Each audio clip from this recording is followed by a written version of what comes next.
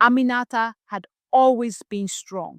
Strong when she held her husband's hand for the last time, strong when she buried him under the heavy clouds of a Freetown sky, and even stronger when she returned to an empty home filled with echoes of a love that once was. For 5 years, she'd lived within the walls of her writing, crafting fictional worlds where hearts healed and love found a way again. But her own heart had stayed closed, quiet. So when she received an invitation to speak at a literary festival in Vancouver, Canada, something stirred within her. It wasn't just a career opportunity, it was the promise of distance, of silence, of maybe rediscovering the woman she had been before the world grew cold. She landed in Canada in early spring.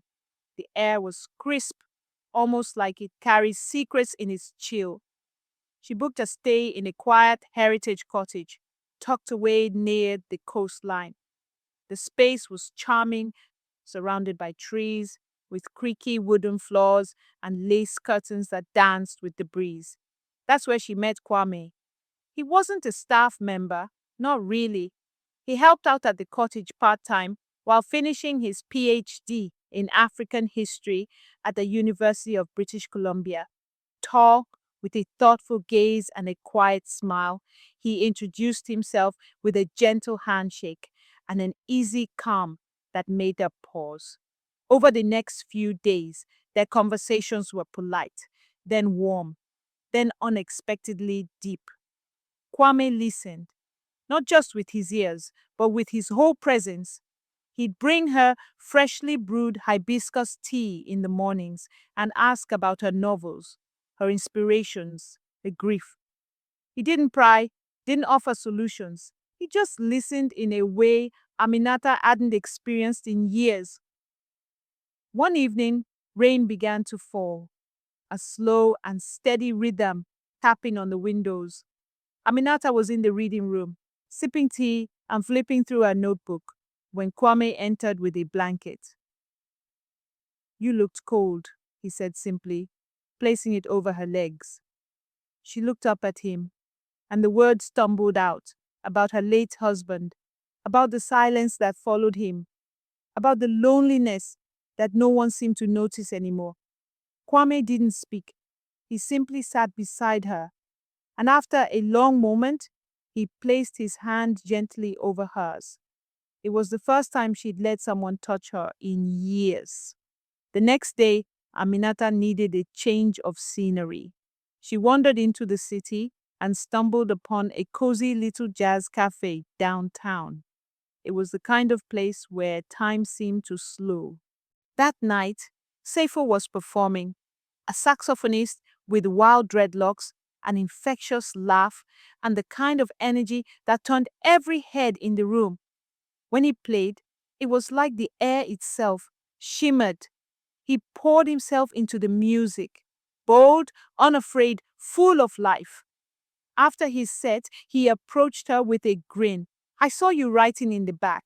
That means you're either writing about me or I have to make you, he teased. She laughed, a real surprised laugh she hadn't heard from herself in ages. They spent the evening talking. He was from Cape Town, traveling through North America with his band. He was passionate, impulsive, endlessly curious.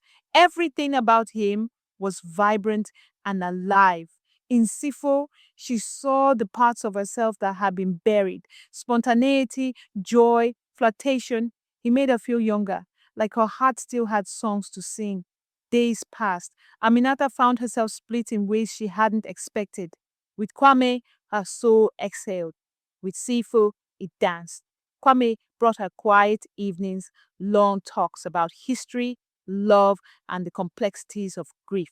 He would read beside her, feet tucked under a shared blanket, their hands brushing occasionally in silent warmth. Sipho swept her into late night music shows, surprise dinners in colorful cafes, and impromptu poetry slams. He told her she was beautiful in ways that didn't feel rehearsed.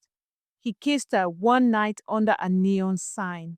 and the world spun slightly off its axis. And then came the final evening. She invited both men to join her for a walk near the lake. The sky blushed with twilight, and the air was heavy with the scent of coming rain.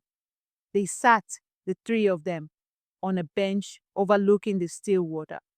Neither asked her to choose, neither pushed. They just sat, their shoulders close, their presence steady. Aminata closed her eyes and breathed it all in. She had come to Canada with a hollow heart. She was leaving with it, full of emotion, of complexity, of possibility. She had remembered what it meant to feel, and that in itself was a kind of love. When she flew back to Sierra Leone the next morning, she didn't cry. She wrote. And in her next novel, the main character was a woman who had once been lost but found herself in the spaces between calm and chaos, in the hands of a man who listened and the arms of one who danced.